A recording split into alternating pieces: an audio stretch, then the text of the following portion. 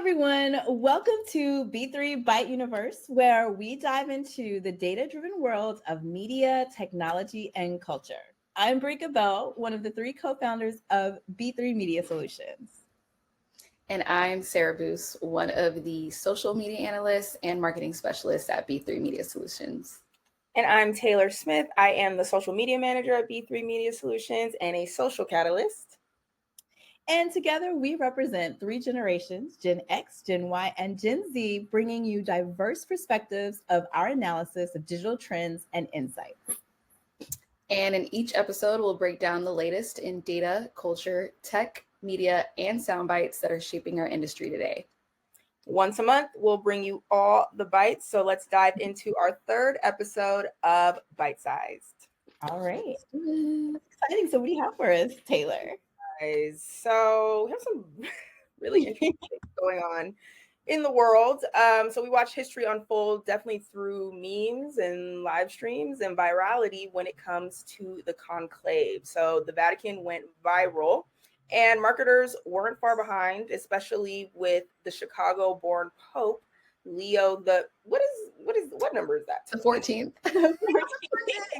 Okay. I researched it too. Someone had to know. Leo the 14th. They're not teaching Roman numerals anymore.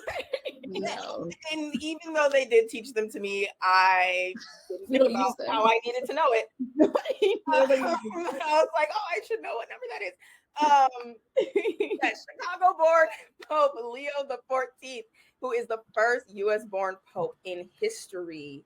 And so, yeah, I mean, first, I just kind of want to show you guys a little bit of what the people have been saying, what the brands have been jumping on. I think this is one of the first times, really, I don't know, in history that like the Vatican and the conclave have had this type of social traction, right? Yeah. I definitely haven't seen it since like in 2013 when it happened. You know, social was around, but there was never like people weren't like creating memes and conversation, video, like that was not happening. Was not trending at all. Trending. Let's kind of start with the fun stuff. What were the brands saying? Like, how were they being very creative in, you know, hopping on, which is a crazy thing to say, the trend of the Vatican. Crazy words coming out of our mouths in 2025. So we have Popeye. Still my favorite. It's like I love this one. Like Pope, yes. Like yes, very smart. Whoever came up with that, you get all the stars. All the stars for that one. Yeah, they're very big brained. That's like, I don't even know like how. Seriously, they did it. Literally, literally how, but yeah, we're here. We have the Chicago Cubs, of course. We're very excited that they're that the Pope represents them. So they had their sign in the front that said, "Hey Chicago, he's a Cubs fan." And then his brother did say he was a Sox fan. But I literally was about to say we have a community note here that says that that's not true. Okay. It's like, I love that they gave context around it. Fact checking. Right. They said, well, no, he's actually a Sox fan. The Chicago White Sox, who were then like, well, actually, it says here, yeah, he was never a Cubs fan. Rather, clean that up really quickly. Yeah. We have Topps that has the Pope getting his own official trading card. Who knew that would happen? Literally, who knew that would happen? What are some more? We have obviously lots of shirts, lots of baseball shirts. I love obvious t-shirts. I like their shirts are always like really, really on brand. And the Pope, my favorite. I want the Pope. Like that was great. Pope led is funny. Grew up on the South Side, but cheers for the North Side is really funny. Even Netflix.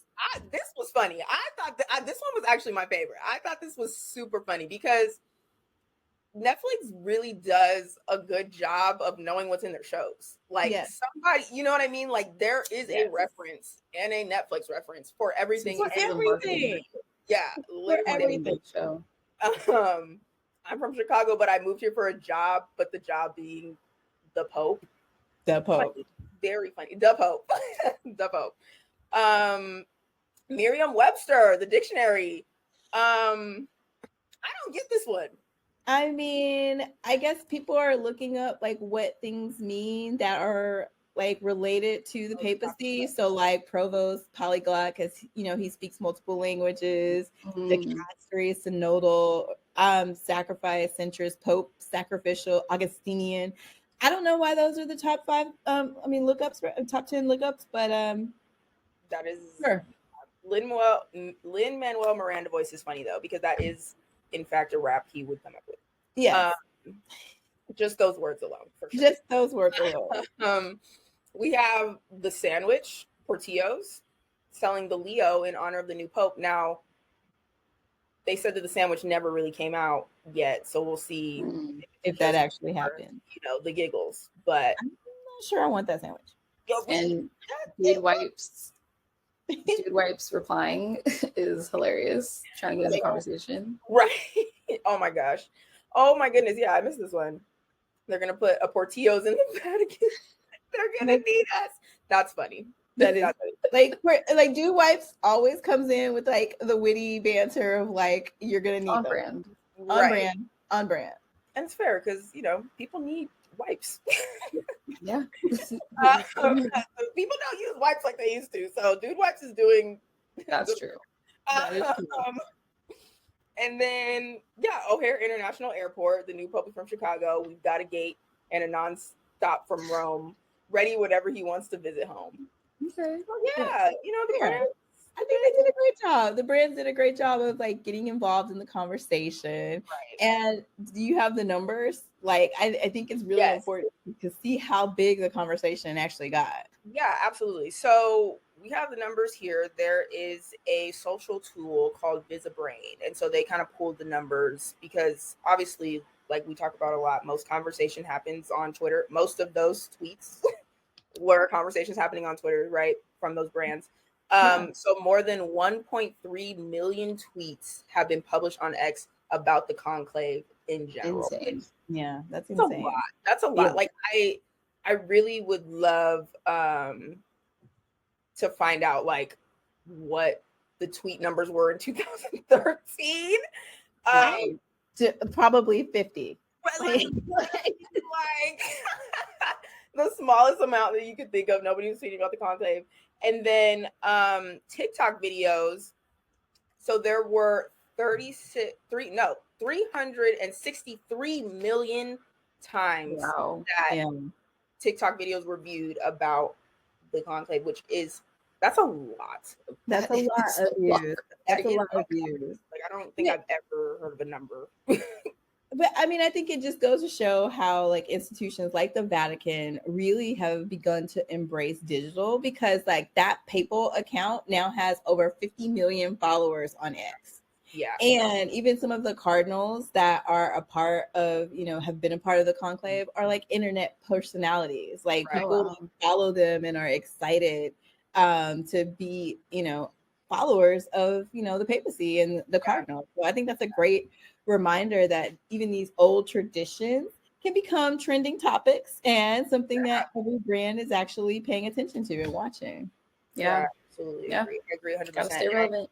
Literally gotta stay relevant. And I think that is really the key, kind of like you were saying, Barika. Like there are ways to stay relevant and like use social to your advantage, even if you are the Vatican. And especially if you're the Vatican.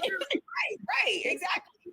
And even when I was, doing my own scrolling on TikTok, like I was shocked that they were even filming it. They had a DJ.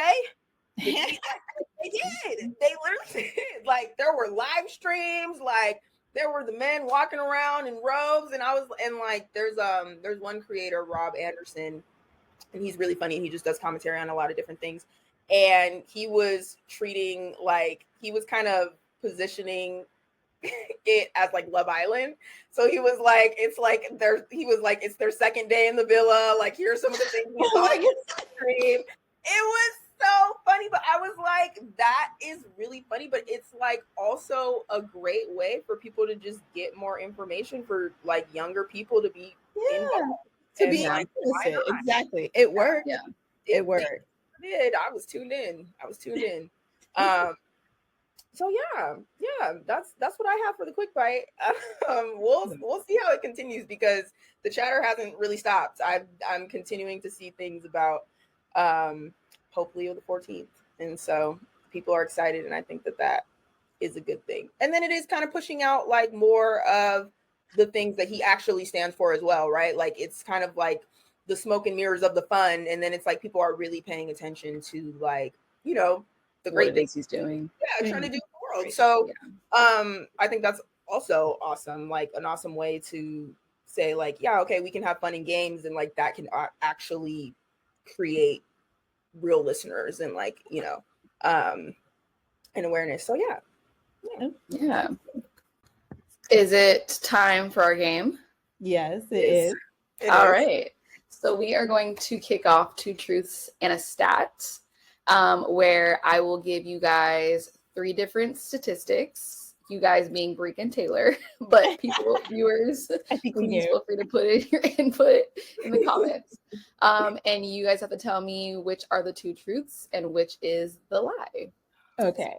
So, and I'm actually gonna, since this is on brand and on topic right now, I will say I use ChatGPT to help with this. Okay. So that was kind of cool. So we went back and forth to kind of narrow down the ones that I wanted to share with you guys. Okay, so first one. Are you guys ready? Yeah. Okay. I'm nervous. The first one. In 2024, the skincare/hair care brand Chlorane launched the Botaniquist Challenge, which was an interactive campaign within the video game Red Dead Redemption 2. And its goal was to educate players about plant biodiversity and promote their plant-based products. So that's the first one. Ooh. Okay. Second one, in 2024, LEGO launched the Build Your Story initiative, which was an AI-powered app that allowed users to create stop-motion films starring their LEGO creations. Okay. And then the third one is in 2025, this year, Nike launched a VR marathon experience, allowing participants worldwide to run alongside elite athletes in a simulated environment. This campaign aimed to promote their latest line of running shoes and was accessible through VR headsets and mobile devices. Mm-hmm. So which, I don't know who wants to go first, or do I want to vote collectively? But those are the 3. Okay. Well, I know Nike, that actually happened. Oh. I feel like 2 and 3 are likely. I have never heard of Botaniquist. I agree. Now, it's partially because I've never heard of the first brand. I'm surprised. I literally was like, I don't know. But what I will say is about the second one is that I believe that, especially after, like, because they have that child prodigy who literally makes like Lego. He'll make like movie scenes from Legos, and like he even got to make a scene in the Spider-Verse. Yeah, like he would just make like stop motion Lego films, and then he got to make a scene from Across the Spider-Verse. He got to make that Lego scene. That's what they used him for. So I believe that like that would entail them to like do something of the sort. So I believe that's true. The Nike VR one just makes sense. It's like, you know, merging technology with like, you know, running is really big right now. All of that makes sense to me. So I am gonna agree that those are the 2. And the first one. While I agree with you both on the fact that the Nike one is totally on brand, because, you know, virtual reality is up and coming still, and they're the first to do, you know, trending things like that. You both are wrong. Really? We're both wrong. Okay. Yeah. So chlorane, for those of you that don't know, chlorane is like a toxic, clean, free skincare and hair care brand. And so they launched this challenge where it was an interactive campaign on, I don't know why, but Red Dead Redemption 2. And they use it as an opportunity to educate the players on that game about plant biodiversity and to promote their plant-based products. So that happened last year. And the Lego one did happen. So you were right about that, Taylor. Pretty much on brand as well. The Build Your Story initiative. Just allowing users to create that stop motion feature with their Lego creation. So that might have been inspired by that young protege that you mentioned. So that's cool to know. Because I'm like, that's interesting. I wonder what made them want to do that. Might have been why. And the Nike one is false only because they have not officially launched a campaign like this. But Nike, if you're watching, or if anything, maybe you should. This might be a cool little campaign to look into if you're not already exploring it. Maybe you should imagine this. Yeah. That like is so, I mean, I love that. I love it too. I think that's a great campaign. I mean, Brika, you swore that you saw it, so I'm wondering, like, I swear that I've seen like opportunities for you to like actually like run with a one or like like a VR, like when they had their metaverse. Like it seems like that was like something that they had done. Yeah, absolutely. It reminds me of, I literally was actually just having this conversation about Wii Fit. When you know the game and it had the board and like you could jog, and it just, me and my sister were cracking up because we were like, we used to literally choose to jog like in this virtual world for fun. That's a great way to exercise. Right. But I'm like, it's similar, right? Like literally, like imagine that, but like pairing it with something that's actually like Nike. Yeah. So yeah, I love that. So that were my two truths and a lie. Well, thank you. That was it. Well, you stumped us because obviously we did not see the Nike activation, but Nike, if you're watching, we should do that. Yeah. So for today's full bite conversation, I was thinking that we could do more like a choose your own adventure kind of conversation, because I think both of these conversations are relevant for each other, but also for anybody watching and for the brands that are watching. So here's a question for you guys right now. If Netflix starts looking like TikTok, are we witnessing the end of binge watching as we know it? Oh my goodness. Or is this just gonna be the way that we now discover what to watch? So I wanted to talk about why the world's biggest streamer is moving to short form vertical video and what that means for every brand that's trying to keep up with the swipe generation. Is this the new future of streaming, or is this just a flash in the pan? So let's get into that conversation. And then if you want to, we can get into AI search, because that's a whole new way of finding information. The new thing that Netflix is doing, it's only for the mobile app, right? Yeah, so they're testing vertical feed for mobile devices. Okay. And it kind of feels like a lot like TikTok or YouTube Shorts, Instagram Reels. Right. And they have 300 million subscribers. So like, you know, they're basically like bringing this to like their whole entire user base. Right, right. I just think that it's so interesting because I think in a world before we had short form, we were all like, ew, what is this? You know what I mean? And we were like, this looks weird. And it's like all over my screen. And like now we've just moved to a place. So it's like in my head, I'm like, why would Netflix do that? Ew, what is this? That's my ew, what is this? But now, like, you know what I mean? Things literally move and change in a way where like that becomes the norm, and like them trying to get in on that, I think is really interesting. But can I see it working? Can I see it being like the type of thing that people are interested in? Absolutely. I mean, I think so, because the way that they've done it is they are personalizing it for each user. So they have their top picks for you section. They're using that, and they're hoping that that discovery will make it easier and keep people on the app instead of you going to a TikTok or Reel. So for them, it's about defending that mobile screen time versus, you know, you going other places to get entertainment and watch videos. Right. And I wonder how many people are using Netflix mobilely already. Oh, do you use it, Sarah? I don't mobily. It's all on my TV. So that's why it's interesting to hear this new feature that they're exploring, because I wonder, I mean, Taylor, you kind of answered the question, like, as we've adapted, you know, to short form, you know, with TikTok, and then Instagram picked up on it, and then YouTube Shorts came around.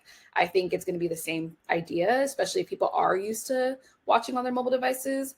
You know, like, why not make this even more user friendly and something that they're already comfortable with? Yeah. So I definitely can see it being something that's successful in the long term to keep them still, you know, on the platform. Well, they did their product officer. Her name is Eunice Kim. She basically said that, like, because people like to browse clips and trailers to find their next, whatever they're going to watch next, they're just trying to make it easier to swipe, tap, and watch. And so they redesigned their homepage for the mobile, and they're moving navigation to the top to have call out badges to help you spot like Emmy winners, top 10, you know, Oscar winners, new releases, just basically doing that. And what's crazy is that Tubi, Peacock, and others are actually like moving to this format. So it's not just Netflix. Because you have to think about, like, television viewing has been fragmented. Movie viewing has been fragmented. And so with all of these new streaming services, they're all competing for the same attention share. And and right now, TikTok, YouTube, and IG, like, social has it. So they really have to kind of compete with that as well. And so this way they're trying to make discovery just kind of more interactive. And it's just, it's definitely like a shift in the way that we're looking at things. I mean, I'm not watching it on mobile. I don't know if Taylor, you watch like Netflix? I do watch shows on mobile. That's because I'm a TV watcher down. I love TV. So I think that, like, if I'm doing something, but like I want to be like watching it or kind of hearing it in the background, I'll watch it on my phone, which speaks to the point of the short form, honestly, because I feel like when I do watch mobily, it's because I'm like doing other things, or I can't necessarily be sitting there and like scrolling and stuff like that. And so I'm like, I just want something to be listening to. Which speaks to our attention span, says Gen Z. The thing is being generated by Gen Z, because like the whole TikTok, and I feel like Vine kind of kicked it off. Like, I don't know if you remember Vine. I miss Vine. But like, I feel like Vine kind of like started that to whip their appetite. And so you had a couple of companies that came out that wanted to like do 10-minute episodes or like 5-minute episodes. And then that kind of, after the pandemic, that went away because people started like actually binge watching. But now we've gotten back, thanks to TikTok, to really that quick hit of content, laugh, fun. And so now we're seeing that shift in even our like streaming services. So I definitely feel like that is something that brands have to be aware of. Like, how are you going to advertise in that? Right. I think that it's interesting too, because I do think that platforms like Prime and Netflix, they do a really good job. We just talked about Netflix doing a good job of pulling specific things to get people interested. I don't know what the clips are going to be, like what the choice of the clip is going to be, but like even when I'm on TikTok and I see like Prime post something and it's funny and I'm like, what's that movie? Let me go watch it. And I wonder if it's kind of that same thing, but just allowing that to be on their platform. Or that same idea, if that makes sense. I mean, I think we like have to like pull it up and kind of see, because I'm not really like, you know, like I said, I don't watch it on my mobile, but I definitely notice, like, if you guys can see, like they have like this kind of thing where you can kind of like scroll. Like they kind of lay it out. It's literally for the mobile, and it really was not like that at first. It wasn't like that before. It wasn't. And I think that is like, okay, so taking up the whole screen. This is my personal one, and it pulls out the things that I like and what I like to like bin. And the way that they have it on the screen is very easy to consume, scroll through, like look at, like, you know, if I want to look at my list of things, like they have it right. You know, it's just already previewing it. Like it didn't even it auto played it. Really? So it's, you know, it is very much like a YouTube shorts, YouTube or TikTok, like how they go right into it. Right. And I think that that's interesting, like even from like a marketing perspective, right? Because people care about the interface of a platform in order for them to be able to use it. They really do. Because I like, sorry, Hulu, not my favorite interface, so I don't use it that often. I definitely, if I know a show is on Hulu, then I'm like gonna go search for it. But am I using Hulu to like find new things? Like, am I comfortable just scrolling through it just to like all over the place? What I find? Not really. No. And so I hate that I can't find. Like, I'll be watching a show, and then when I come back, it's not there. You know what? I like that too. I hate that. Like that, because I'm like, where's the show I was just watching? Why am I searching it in the search bar when I literally was just watching it? No, like, I get it. I hate that. Oh my goodness. But like, yeah, I mean, from a perspective of like keeping people wanting to use your product, and people wanting to stay subscribed to you, and all of those things, like user interface is very important. It is very important. So I think it's interesting that they are taking that route. But I think it's a good thing. Netflix has always had a good grasp on the interface. But yeah, it just speaks to how even something like that, like the visuals, can be very important to keeping your audience and your customers engaged. Yeah. I definitely feel like it's because for them, it's not about just about what you watch, but how you find it. Yes. So I think that kind of brings us to our next topic, and that's really around AI search and how people are changing the way that they search for content and information in general. Right. And you guys know that for years we've used search engines like Google. You know, some of us have used Bing, or and used Bing. But we Google what we want to watch, where we want to go, what we want to eat, how to fix something. But now, we have AI. We have AI chatbots, and it's changed the whole conversation of like search and how we find things. And so one of the things that I really wanted to bring up is particularly for brands, using things like ChatGPT and Perplexity, they really give you a quick summarized answer instead of just a bunch of links that you have to go through. Mm-hmm. And Pew Research actually found that 41% of Gen Z actually start their research on TikTok or with AI chatbots instead of Google.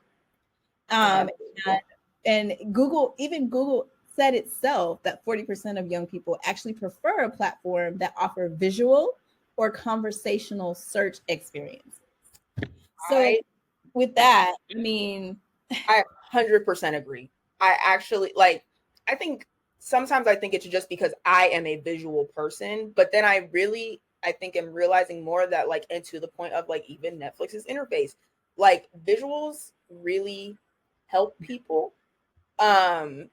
And people prefer to be able to listen and view something rather than having to scroll through and read. It just is what it is. Yeah. And so even if you're searching for a restaurant now, I'm checking TikTok first. That's the first place I'm going to check. Really? Oh, for sure. For sure. Oh. The other day, my friend best places to eat in LA. Yeah, best places to eat in LA. My friend was trying to get a corkscrew out of a bottle, and he was like, "Somebody check TikTok, to see how we get it out." And that is exactly how we did it. And we found a video, and it worked, and we got the corkscrew out. So this is and it worked. The visual was there. Which is crazy. Because 5 years ago we weren't doing that. No, this is entirely new. I would go to YouTube and look at like how to get a cork. Like I have done that before. Like go to YouTube and see how to get a cork out of a bottle if it's broken off and it's kind of like in there. Like I've done that. Yeah. So I think, but like even again to the point of like the ease of finding things, like I think that for me, and it depends on just like your practices, but for me, like I just feel like TikTok is easier for me to do that, you know, like for me to search that information, or like even on YouTube, like me having to scroll to the part they're gonna give themselves a whole intro, show me how to do it, and then I'm gonna do it. Yeah. Just give me the form. But I mean, still, Google still reigns supreme. So like they still have like 8.5 billion searches a day. But AI is just making it easier for people to get answers like to their questions and not just links. Because I even asked ChatGPT, you know, the best strategies for, you know, the best strategies for lead generation. I get an actionable list. If I Google it, I have to go through ads and a whole bunch of like, you know, like I have to find the information for myself. But Google has created Google overviews. Yes. Which I think is kind of helpful because they will give you kind of a summary, and it's AI. It's summarizing all that information. But we definitely are seeing more companies optimizing for AI platforms. So thinking like conversational SEO, structured data, and even just like brands that are partnering with like ChatGPT or Perplexity and bringing it into their tools. And so to me, some of the takeaways that I wanted to share for brands and marketers is that first, it's just so important to like really diversify your search strategy. So like not just focusing on Google, but think about how people are searching for information, how your content can be found in AI chats, voice assistants. So like your Siris and your Alexas of the world, and even on social platforms. But second, get comfortable with structured data and conversational content. So the more that you can make it AI friendly for people, the better. So if people are not just asking where is the best restaurant near me, they want to know like why is it the best? What kind of food do they have? Like really like how are consumers questioning that information? And so I think Answer the Public is like one of the best tools to kind of get a whole range of questions that people are asking around that. And then finally, I think it's really important, and I think we saw this in that Hacker Noon article that I shared with you guys, is that you have to keep an eye out on trust and transparency. Make sure that as a brand, you are a reliable source. So that people, when they go to your website, they can see that you do provide information, it's relevant, it's timely. So no matter where your information shows up, it actually is relevant and it's actual trustworthy. So you definitely have to make sure that that is that comes through in your content. And so because of that, I'm writing a whole article around this because I think it's super important to kind of like understand how brands can get into AI search, making sure that their content, whatever their topic or their niche is, actually stands out in AI search, because it's definitely where we're going in the next couple of years. And if you aren't paying attention to that, you're going to start seeing a nosedive in your web traffic and not even know why. So that's all I've got for today. And as far as our full bites, what do we talk about today? What did we talk about today? Just to kind of recap, we talked about Netflix's latest discovery interface on mobile. So that release and how it's adopting the vertical video to compete with TikTok. Google search versus AI search, and how you as a business or marketer consumer can stay on brand and use both for your research in the future. And also we learned about the social impact around Pope Leo the 14th. And the unparalleled reach amongst young audiences, which is super interesting to see. And then we did our 2 truths and 1 lie, which Brika, unfortunately, and Taylor got wrong, but they had some strong next time. So before we wrap up this episode, we would love to hear your thoughts. Definitely drop us a DM or a comment below. If you have anything that you want us to talk about or touch on, we are definitely listening. So let us know. And in the meantime, you can connect with us on Facebook, LinkedIn, Instagram, all at B3 Media Solutions, and on X at B3MS Inc. And lastly, you can always visit us at our website, www.b3mediasolutions.com. Thank you guys so much for tuning in to this third episode of Bite Size, and we'll see you all here next month for another bite-sized deep dive. Thank you. Bye.